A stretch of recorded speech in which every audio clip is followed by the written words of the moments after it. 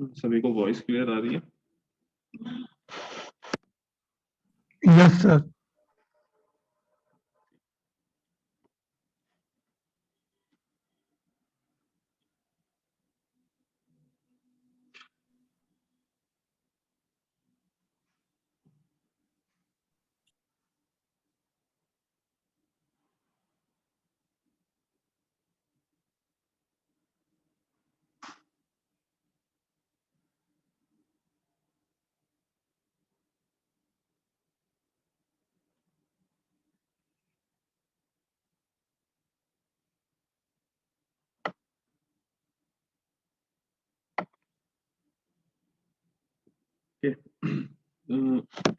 जो तुम्हारा first experiment था स्टडी बेस्ड, ठीक है, तो उसका हमने मैनुअल आप लोगों को अपलोड कर दिया था, तो उसको सब लोग एक बार कंप्लीट कर लेना। ठीक है, उसमें ऐसा कुछ है नहीं, तुम्हें रजिस्टर, कैपेसिटर और BJT, MOSFET meaning active sources और पैसिव सोर्सेज क्या क्या होते हैं, उन्हीं से रिलेटेड एक्सपेरिमेंट है। ठीक है, सीआरओ कैसे काम करता है ये भी चीजें हम लोग देख चुके हैं, तो इन्हीं सब का बेसिक नॉलेज, ये सब चीजें कैसे काम करती हैं उसी से रिलेटेड। ठीक है, तो उसकी मैनुअल हमने अपलोड कर दी है, वो कंप्लीट कर लेना उस एक्सपेरिमेंट को। ठीक है, और लास्ट एक्सपेरिमेंट तुम्हारा बचता है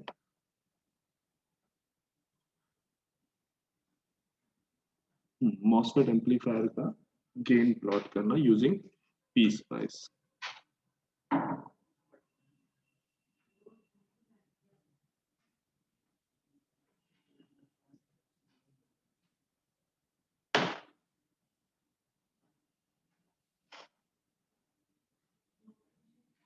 ठीक है, तो आई गेस 3-4 और 3-1 दोनों के ही बच्चे यहाँ पे हैं ना, दोनों ग्रुप के हैं ना सब लोग?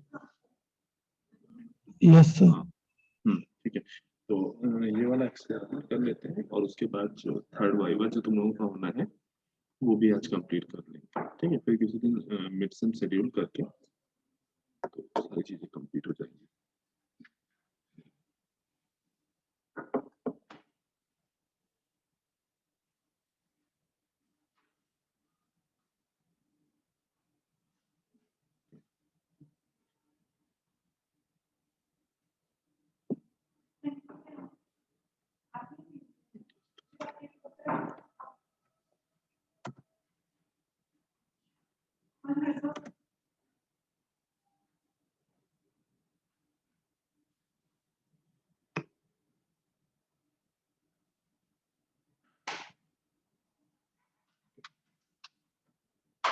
इन जनरल हम लोगों ने जब भी पढ़ा है तब यही देखा कि हाँ, मतलब हम लोगों ने जो सिलेबस में अपने एडीसी में पढ़ा, वो यही देखा था कि हाँ, बीजेटी को हम एज एन एम्पलीफायर कैसे यूज कर सकते हैं, उसको जब हम बाइसिंग करेंगे, और सारी चीजें हम लोगों ने बीजेटी से रिलेटेड देखी कि हाँ भाई, बीजेटी को हम एज एन एम्पलीफायर कैसे देख सकते हैं। बट हमारे सिलेबस में ना होने की वजह से हम लोगों ने ये चीजें अभी स्टडी नहीं की कि एक्चुअली मॉसफेट को हम किस तरह से एज एन एम्पलीफायर स्टडी कर सकते हैं। इवन हम लोगों ने ये भी अभी स्टडी नहीं किया है कि हाँ, दोनों चाहे मॉसफेट हो या बीजेटी हो, इनका स्मॉल स्केल पैरामीटर्स जो होते हैं, मीनिंग स्मॉल सिग्नल एनालिसिस में इसके पैरामीटर्स यूज होते हैं, उनको हम किस तरह से यूज करते हैं। मॉसफेट में तो चलो फिर भी हम लोगों ने स्मॉल सिग्नल पैरामीटर्स देखे थे कि जब लो फ्रीक्वेंसी सिग्नल की का एम्पलीफिकेशन हो रहा होगा तो उसके मॉडल के बारे में देखा था। ठीक, तो उसी से रिलेटेड तुम्हारा ये एक्सपेरिमेंट है, मीनिंग वहां पर हम लोगों ने देखे थे कि डिफरेंट डिफरेंट कैपेसिटेंसेस थे, है ना, गेट और सोर्स के बीच में, गेट और ड्रेन के बीच में, ठीक है, सो ड्रेन और सबस्ट्रेट के बीच में। तो उन कैपेसिटेंस, ये जितने भी कैपेसिटेंसेस थे या जो भी पैरामीटर्स थे, वो सारे के सारे कहीं ना कहीं फ्रीक्वेंसी डिपेंडेंट थे। ठीक, और उस फ्रीक्वेंसी डिपेंडेंसी की वजह से जो तुम्हारा मॉसफेट है, वो सारे सिग्नल्स को सेम एम्पलीफिकेशन गेन जो है सेम नहीं प्रोवाइड करता।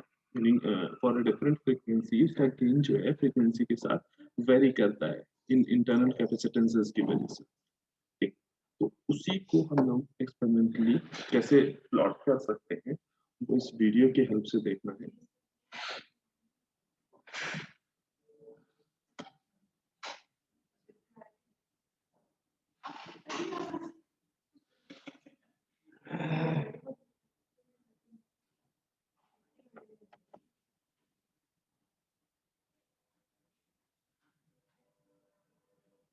अच्छा, इन केस वीडियो की विजिबिलिटी में कुछ दिक्कत हो, ठीक है, अगर विजिबल ना हो प्रॉपर वीडियो, तो हम उसका लिंक भी तुम लोगों को चैट बॉक्स में दे देते हैं, ताकि अगर तुम लोग वहां से देखना चाहो तो वहां से भी उसको प्ले कर सकते हो। Frequency response of CS amplifier using LT Spice. We shall have the first slide where we are assuming the CS video की amplifier, the MOSFET parameters as kappa, that is mu and Cx as 200 microampere per volt square. The VTO is 0.4. Lambda we are assuming it as 0. So let us assume a threshold voltage of 0.4 and overdrive voltage of 200 millivolt. So assuming an ID of 1 milliampere, so we want to design an amplifier for a gain of 10. So we know that since VOV is 0.2 and VTO is 0.4, so we are supposed to have a VGS of 0.6 volts. So that's why for a VDD of 1.8, we are designing the value of R1 and R2. So it comes out to be 100K is the value of R2 and 200K happens to be the value of R1. We shall do the CS amplifier frequency response using LT Spice. I can see we have rigged up the same circuit what was there shown in the previous slide. Now you can see R1 is 200K and R2 is 100K, which is providing a 0.6 volt at the gate, and this is RD which is necessary to get a gain of 10, and the W bell is modified to W is 250 micrometer and the length is 1 micrometer, which is giving a W bell of 250, and you can see there is a AC source. So because we are supposed to sweep the frequency, I cannot use V sign. The AC amplitude is given as 1. Now the question is why the AC amplitude is 1, why not 0.1, something like that, because whatever we are seeing at the output is just the output only, but when we actually see the output, we consider that output itself as a gain, because anything divided by 1 happens to be that gain. So that's why we are supposed to take the AC amplitude as 1 here. So by taking this AC amplitude as 1, and we are specifying the source impedance of that source as 1000 ohms here. So this is how we can specify the values, and let us first do the dot op and try to find out whether that 1 milliampere current is flowing, whether the MOSFET is in saturation or not. So let us do the dot op. So as you can see now, the drain voltage is at 0.8, so we are supposed to have minimum of 0.2. Now it is more than 0.2. Now the MOSFET is in saturation. Let us see the drain current. So drain current is also 0.01 amperes, which happens to be 1 milliampere. So everything is fine now. So we can certainly do the frequency response, for which we have to select this AC sweep. So we can know that okay, DC, the type of the sweep is decade, and the number of points per decade is 100, and well, let us start from a frequency of 1 hertz up to 100 megahertz. So we know that the cutoff frequency, the maximum cutoff frequency is 6 megahertz. So we shall just have this, and then I can see this is dot AC decade, 100 points per decade, it is starting frequency. This is 100 megahertz is the end frequency. So let me run this now. Now you can see we have the frequency response. So as you can see now, so we have a solid line which is representing the magnitude. This dotted line exactly represent the phase of the uh, output voltage. Now let us try to find out what is the midband gain. So we have designed the midband gain for a gain of 10.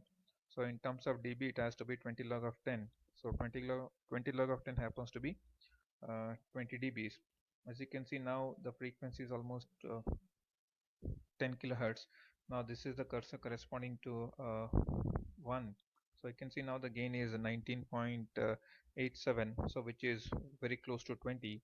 So we are getting a midband gain of 20 dBs, which happens to be a ratio of 10 volt per volt. So let us find out what is the first cutoff frequency.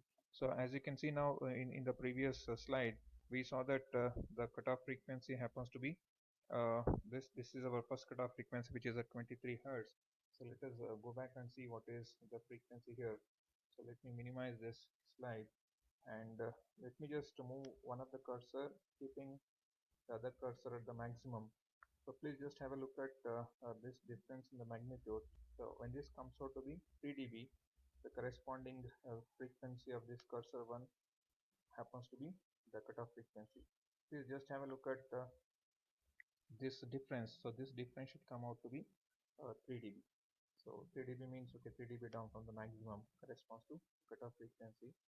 So now you can see it is 2.3, 2.4, now it is 2.9, now it's almost close to 3 now. Please just have a look at this is actually the cursor 1. The cursor 1 is the corresponding frequency of this is 23.45 Hertz, and this is at the maximum. So this frequency corresponds to F1. So as we actually found in the previous uh, slide, you can see now this is the frequency F1 corresponding to 23.87. You can see that frequency is exactly 23.45 Hertz.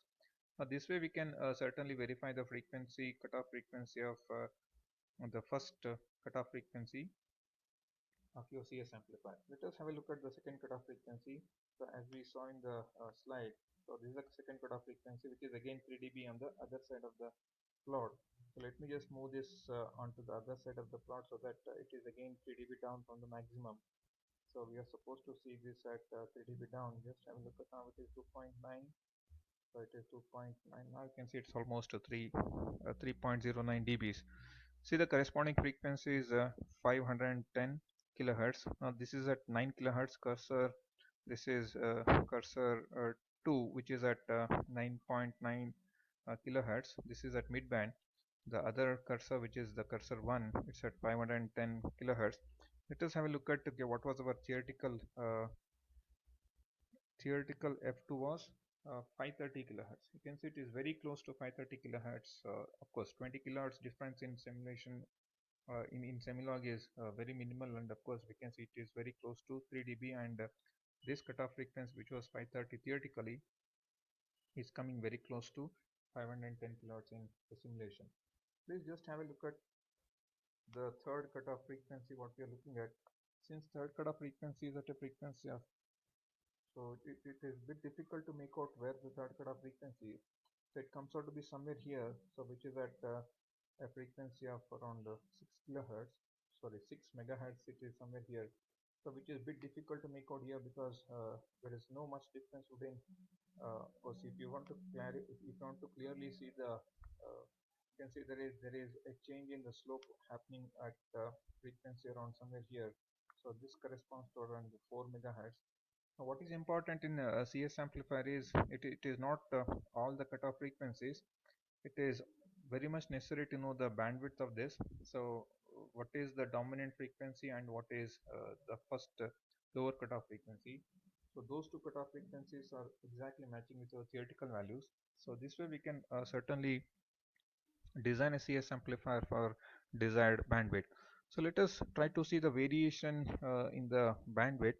So as we change the value of source impedance. So let us go back to that slide and have a look at.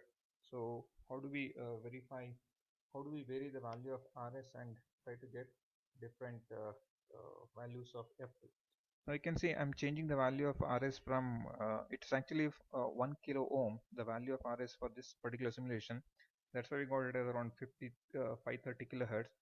Let me change the resistance of R source from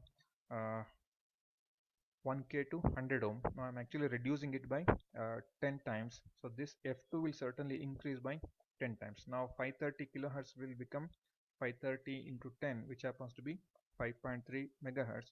Let me do the same thing now and try to see this F2, which was there at 530 kilohertz, will move to 5.3 megahertz.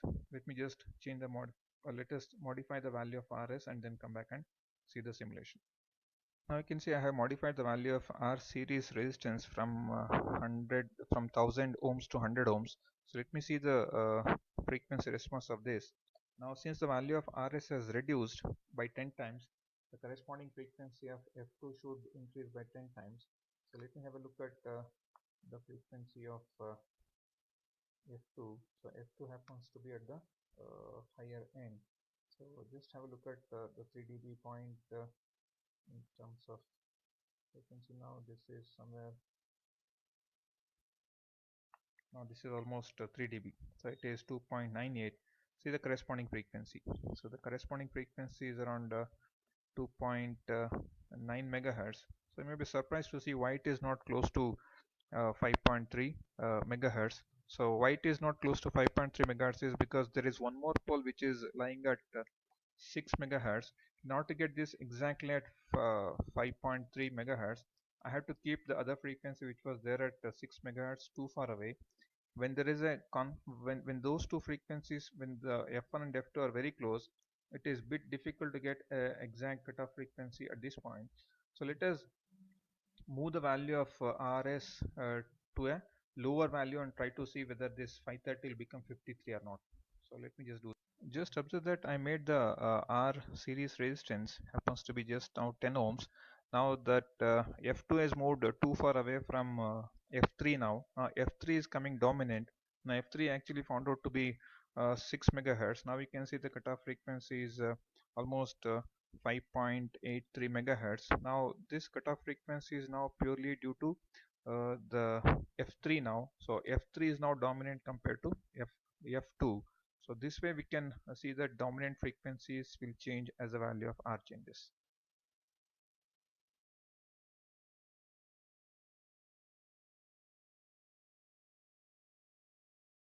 In this tutorial, We should see the frequency response of CS amplifier using LT-Spice.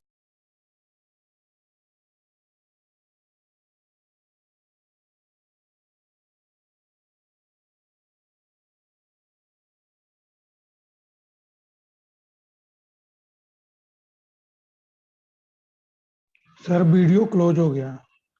हाँ बेटा, वो complete हो गया था इसलिए close हो गया। ठीक है, देखो इन जनरल इस एक्सपेरिमेंट में जो तुमसे करना था वो ये कि तुमने नॉर्मल अभी जैसे तुमने कुछ एक्सपेरिमेंट देखे जब पी-स्पाइस से तुम कर रहे थे, तो प्रोग्रामिंग बेस्ड पी-स्पाइस पे तुमने किया था। ठीक है, पी-स्पाइस पे प्रोग्रामिंग के साथ मतलब प्रोग्रामिंग बेस्ड जिस तरह से सर्किट करने के साथ साथ तुम डिजाइनिंग भी डायरेक्टली कर सकते हो। मीनिंग डायरेक्टली तुम रजिस्टर, मॉसफेट, ये सारी चीजें अपने हिसाब से कनेक्ट करके, जैसे इस वीडियो में उन्होंने कनेक्ट किया था, कनेक्ट करके प्रॉपर्ली हर रजिस्टर की डिफरेंट डिफरेंट वैल्यूज पुट करके आफ्टर दैट तुम उसका जो इनपुट और आउटपुट प्रोवाइड करके तुम उसको चेक कर सकते हो कि हाँ क्या आउटपुट आ रहा है, क्या वेवफॉर्म बन रहा है। ठीक है, तो इस तरह से पी-स्पाइस का यूज करके तुम ये मॉसफेट को देख सकते हो। इसका स्टार्टिंग का जो बेसिक हमने कट किया था, मीनिंग उसका जो वीडियो हमने आगे बढ़ाया था, उसका रीजन बस इतना सा था कि एक्चुअल में तुम्हें एसी एनालिसिस मॉसफेट की नहीं करनी है। ठीक है, बहुत ज्यादा तुम्हें अगर जो नॉर्मल पैरामीटर्स पता होने चाहिए, वो ट्रांस कंडक्टेंस क्या है, इनपुट रेजिस्टेंस क्या है मॉसफेट का, आउटपुट रेजिस्टेंस क्या है, आइडियली आउटपुट रेजिस्टेंस कितना होता है, आइडियली इनपुट रेजिस्टेंस कितना होता है, ये सारी चीजें आइडियली कैसे तुम्हारा जो है आइडियली तुम्हारा जो रेजिस्टेंस है वो किन किन पैरामीटर्स पे डिपेंडेंट है। ठीक, तो ये सारी चीजें मॉसफेट का किस रीजन में एम्पलीफायर पे एम्पलीफायर की तरह काम करता है, ये सारी चीजें अगर तुम्हें बेसिक बेसिक पता है तो तुम्हें एसी एनालिसिस की जरूरत नहीं पड़ेगी। ठीक है, क्योंकि ये तुम्हें वाइवा के ही में ही रिलेटेड रहेगा कि वाइवा के क्वेश्चंस में ही काम आएगा। ठीक, और बाकी जो एसी एनालिसिस है वो नेक्स्ट सेमेस्टर में जब तुम एनालॉग सर्किट अभी पढ़ोगे तब वो वहाँ पे सारी चीजें काफी वास्ट में दी हुई होगी, तो वहां पे प्रॉपरली देख पाओगे। है ना? तो अभी अच्छा कोई ऐसा है यहाँ पे जिसका सेकंड वाला वाइवा अभी नहीं हुआ है?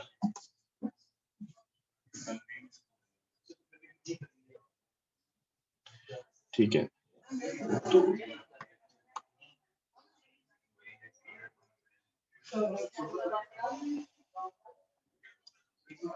ठीक है, तो हम थर्ड वाला वाइवा स्टार्ट कर रहे हैं। ठीक, आई गेस फर्स्ट जो अवेलेबल है अभिनव वर्मा, रोल नंबर 2।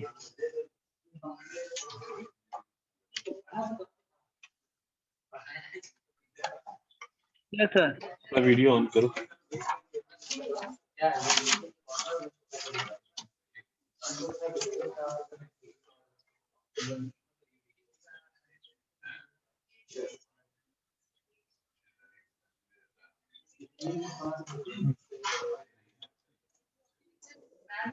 हाँ, ये बताओ ट्रांसकंडक्टेंस और ड्रेन करंट के बीच में क्या रिलेशन होता है, कैसा रिलेशन होता है, लीनियर या नॉन लीनियर। लीनियर? फॉर्मूला क्या होता है ट्रांसकंडक्टेंस का in terms of ID?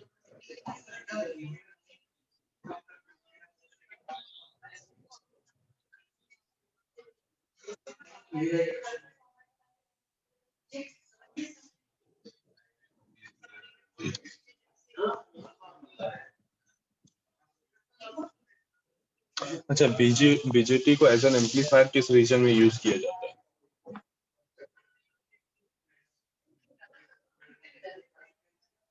Sir reverse. हाँ बेटा, रिवर्स बायस। रिवर्स बायस में है ना, बीजेटी को भी रिवर्स बायस में यूज करना है। बेटा पढ़ाई कर लो थोड़ी सी, ठीक है?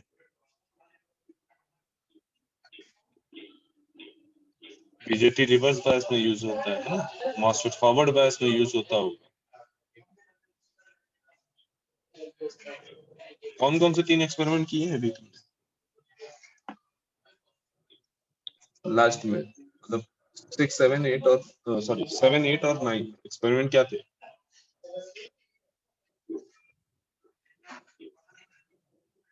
अभी लिखा नहीं। कब लिखेंगे? सर आज लिखेंगे। आज सर लिखेंगे? आज लिख लेंगे। चलो शाम तक कंप्लीट होके सेंड कर देना, जी सर। ठीक है? अपना वीडियो ऑफ कर लो। आदर्श मौर्य,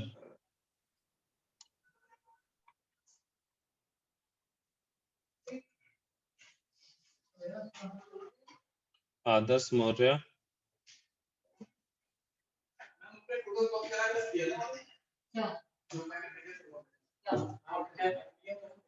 आदर्श मौर्य,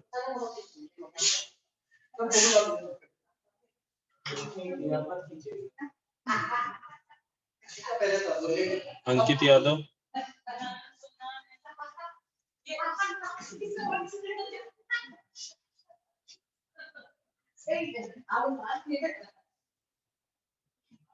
अंकित यादव,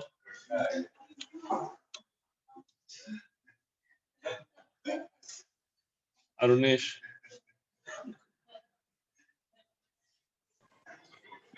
यस सर। बेटा अपना वीडियो।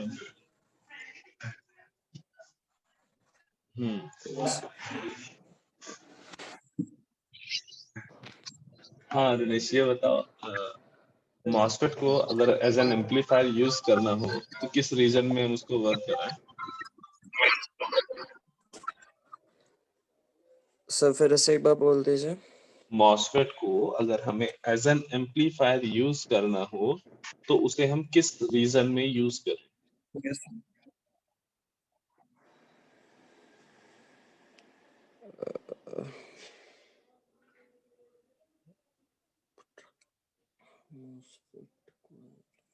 नहीं पता सर। बीजेटी को? सर बीजेटी को सर हम लोग as a sir cut off region में तो बंद ही हो जाता सर, तो सैचुरेशन रीजन।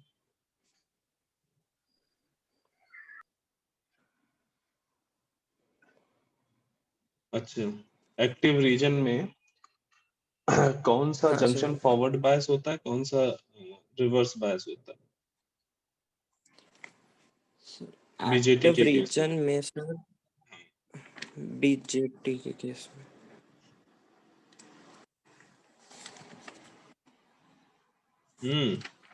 कहाँ का कॉपियां पलटे दे रहे हो? सर एन और पी का रीजन सर फॉरवर्ड बायस में, और सर एक फॉरवर्ड बायस और एक रिवर्स बायस में, ऐसे। कौन सा फॉरवर्ड नहीं, बायस, कौन सा रिवर्स बायस? दोनों ही रिवर्स बायस में sir.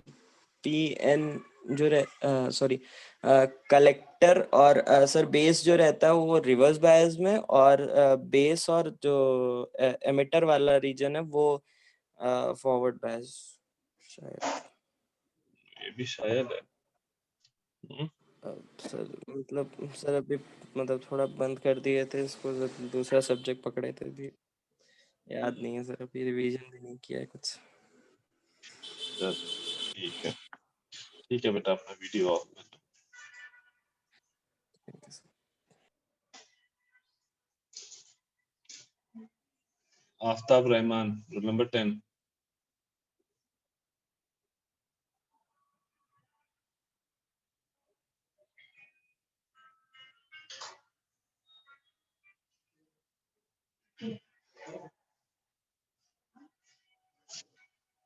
Anisha Pandey, roll number 19। अच्छा आफ्ताब, एक मिनट, आफ्ताब है अभी, आओ वीडियो ऑन करो बेटा आफ्ताब।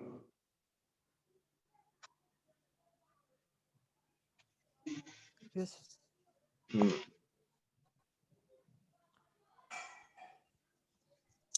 ये दोनों साइड के हेडफोन एक ही साइड में लगा लिए थे क्या?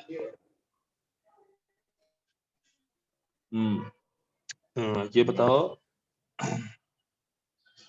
बीजेटी को अगर मैं एज एन एम्पलीफायर यूज करना है तो किस रीजन में यूज करते हैं? So BJT को as an amplifier. अरे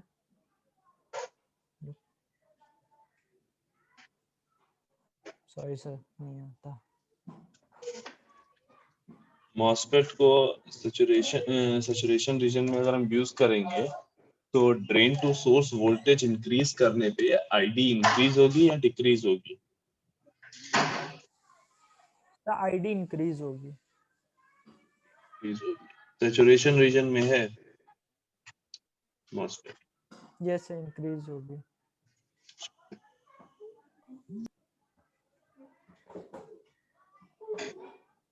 इनहेंसमेंट मॉसफेट को डिप्लीशन मोड में वर्क करा सकते हैं? सर किसको? इनहेंसमेंट मॉसफेट को तो करा सकते हैं। ठीक है, क्या डिफरेंस होता है इनहेंसमेंट मॉसफेट और डिप्लीशन मॉसफेट में? सर इनहेंसमेंट मास्टर में सर वो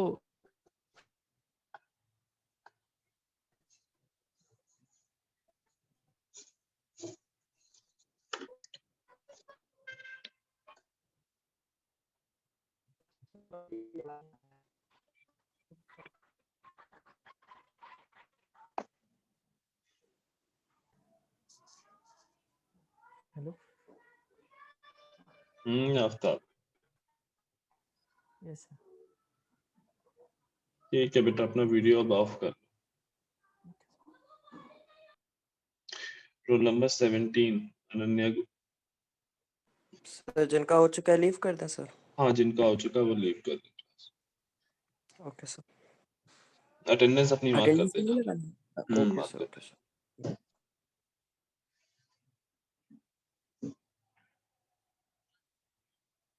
roll number 1, Akash, yes sir. Video on करो अपना।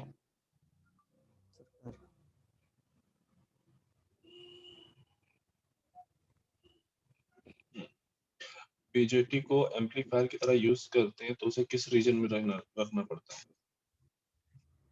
सर क्या करें? बीजेटी को एज एन एम्पलीफायर यूज करने के लिए कौन से रीजन में रखना पड़ता है? X Y. क्या सर एक्स नहीं वाइज पता। बेटा? सर नहीं पता। इतने दिन में कुछ पढ़ाई वढ़ाई किए हो, कभी क्लास में एक्टिव रहे हो? पता है कौन सब्जेक्ट का जो है वाइवा दे रहे हो? Yes sir. हम्म?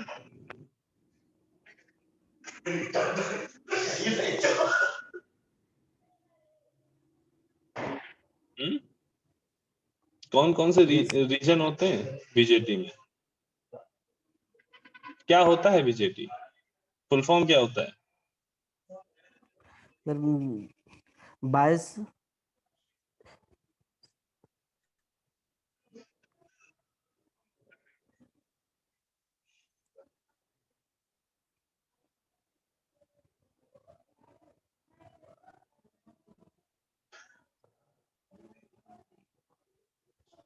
कुछ थोड़ा सा अपने ऊपर भी एहसान कर लो और कुछ हम पे भी कर दो, थोड़ी पढ़ाई कर लो, है ना?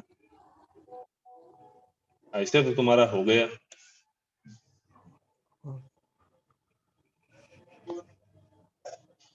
बहुत ही ज्यादा बुरे हालात हैं बेटा तुम। हमें लग रहा है कि पहला वाइवा दे रहे हो तुम। No sir, no sir. थोड़ी पढ़ाई वढ़ाई करो। Okay sir. ठीक है, वीडियो अभी ऑफ कर लो।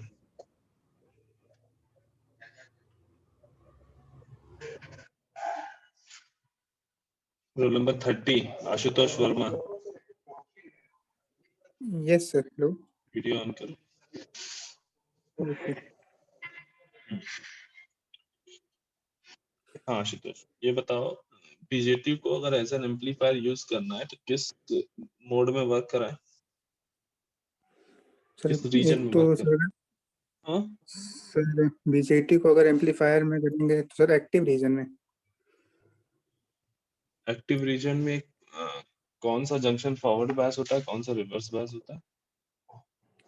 सर एक्टिव जंक्शन में एक्टिव रीजन में कौन से जंक्शन फॉरवर्ड बायस होता है, कौन सा जंक्शन रिवर्स बायस होता है? Sir EV sir active junction में ईवी रीजन सर फॉरवर्ड होता है। और सर एक कौन सा था फॉरवर्ड और एक बैकवर्ड बायस में सर एक ये होता है sir emitter base FB. Sir FB region backward होता है। सब बैकवर्ड रिवर्स सब कर दो ये, ठीक है? सर पढ़ाई करो, ठीक है? चलो अभी वीडियो ऑफ करो। Okay sir, thank you sir. 49 Harshpreet, yes sir. Video on करो। सर एक मिनट करो सर, एक मिनट।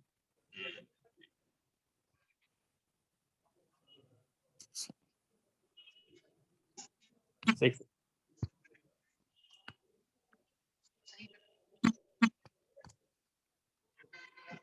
यस सर कर दीजिए। हाँ ये बताओ बीजेटी को अगर हमें सैचुरेशन रीजन में रखना है तो कौन Yes. जंक्शन के कनेक्शन कैसे होने चाहिए, किसको फॉरवर्ड बायस करें, किसको रिवर्स बायस करें? सैचुरेशन रीजन में सर दोनों फॉरवर्ड बायस होंगे, एमिटर बेस और कलेक्टर बेस दोनों फॉरवर्ड होंगे। अगर उसको हमें एज ए एम्पलीफायर यूज करना है तो किस रीजन में वर्क कराएं? सर एक्टिव रीजन में। ठीक है, डिप्लीशन टाइप मॉसफेट और इनहेंसमेंट टाइप मॉसफेट में डिफरेंस क्या होता है? सर डिप्लीशन टाइप में सर हमें एन चैनल बनाना पड़ता सर, एनहांसमेंट सर दोनों सर वो होता है कि एक में एन चैनल पहले से बना होता है और एक में बनाना पड़ता है सर। इनहेंसमेंट में बनाना पड़ता है और डिप्लीशन में ऑलरेडी होता है। यस ठीक है बेटा, अपना वीडियो ऑफ करो। Thank you. Roll number 6 Adarsh Maurya,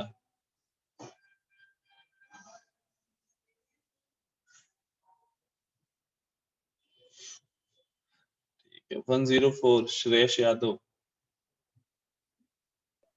yes sir. Video on करो अपना। श्रेयस ये बताओ डिप्लीशन टाइप मॉसफेट और एनहांसमेंट टाइप मॉसफेट में किसको हम डिप्लीशन मोड में यूज कर सकते हैं? सर डिप्लीशन मोड में किसको यूज कर सकते हैं?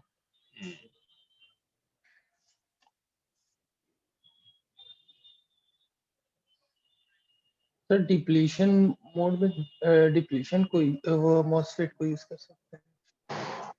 अच्छा, एनहांसमेंट को यूज करेंगे तो काम नहीं करेगा? नहीं सर। बीजेटी को अगर हमें एम्पलीफायर की तरह यूज करना है तो किस रीजन में वर्क कराएं? सर फॉरवर्ड बायस में काम कराएंगे सर, और रीजन का था। ठीक है बेटा, अपना वीडियो